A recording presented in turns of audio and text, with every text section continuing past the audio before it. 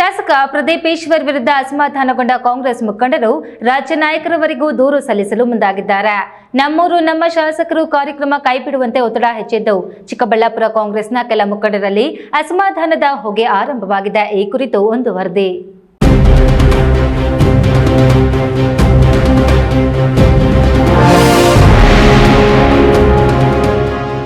ರಾಜಕಾರಣಕ್ಕೆ ಹೊಸದಾಗಿ ಎಂಟ್ರಿ ಕೊಟ್ಟು ಯಶಸ್ವಿಯಾದ ಚಿಕ್ಕಬಳ್ಳಾಪುರ ಶಾಸಕ ಪ್ರದೀಪೇಶ್ವರ್ ತಮ್ಮ ಫೌಂಡೇಶನ್ ವತಿಯಿಂದ ವರಮಹಾಲಕ್ಷ್ಮಿ ಹಬ್ಬಕ್ಕೆ ಪ್ರತಿ ಮನೆಗೂ ಸೀರೆ ನೀಡುವುದು, ವಿದ್ಯಾರ್ಥಿಗಳಿಗೆ ಸ್ಕಾಲರ್ಶಿಪ್, ರೋಗಿಗಳ ಪಾಲಿಗೆ 10 ಆಂಬ್ಯುಲೆನ್ಸ್, ಪಿಯುಸಿ ವಿದ್ಯಾರ್ಥಿಗಳಿಗೆ ಉಚಿತ ಸಿಇಟಿ ತರಬೇತಿ ಆರಂಭಿಸಿದ್ದು ಇವು ನೇರವಾಗಿ ಜನರಿಗೆ ತಲುಪುತ್ತಿದೆ.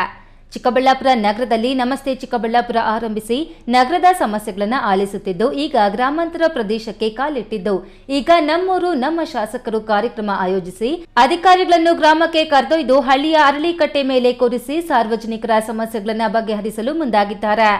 ಇದಕ್ಕೆ ಸಾರ್ವಜನಿಕರಿಂದ ಮೆಚ್ಚುಗೆ ಏನೋ ಸಿಗುತ್ತಿದೆ. ಆದರೆ ಶಾಸಕ ಪ್ರದೀಪೇಶ್ವರ್ ಅವರ ಈ ನಡೆ ಕೆಲ ಕಾಂಗ್ರೆಸ್ ಮುಖಂಡರ ಕೆಂಗಣ್ಣಿಗೆ ಗುರಿಯಾಗಿದೆ. ಇತ್ತೀಚೆಗೆ ಮುದ್ದೇನಹಳ್ಳಿ, ನಂದಿ ಗ್ರಾಮ ಪಂಚಾಯಿತಿಗಳ ಹಳ್ಳಿಗಳಿಗೆ ತೆರಳಿ ಜನಸಾಮಾನ್ಯರ ಸಮಸ್ಯೆಗಳನ್ನು ಆಲಿಸಿ ಸ್ಥಳದಲ್ಲೇ ಸಮಸ್ಯೆಗಳನ್ನು ಬಗೆಹರಿಸಲು ಮುಂದಾಗಿದ್ದಾರೆ.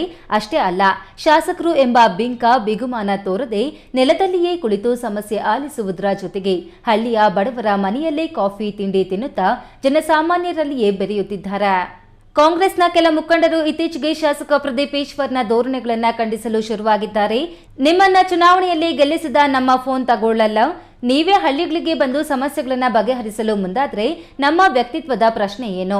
ಶಾಸಕರು ಗುಂಪುಗಾರಿಕೆ ಮಾಡುತ್ತಿದ್ದಾರೆಂದು ಜಿಲ್ಲಾ ಉಸ್ತುವಾರಿ ಸಚಿವರು ಸೇರಿದಂತೆ ಕಾಂಗ್ರೆಸ್ನ ಹಿರಿಯ ಮುಖಂಡರುಗಳಿಗೆ ದೂರು ಸಲ್ಲಿಸುತ್ತಿದ್ದು ಚಿಕ್ಕಬಳ್ಳಾಪುರ ತಾಲೂಕು ಕಾಂಗ್ರೆಸ್ನಲ್ಲಿ ಅಸಮಾಧಾನ ಹೋಗಿ ಹಾಡುತ್ತಿದೆ.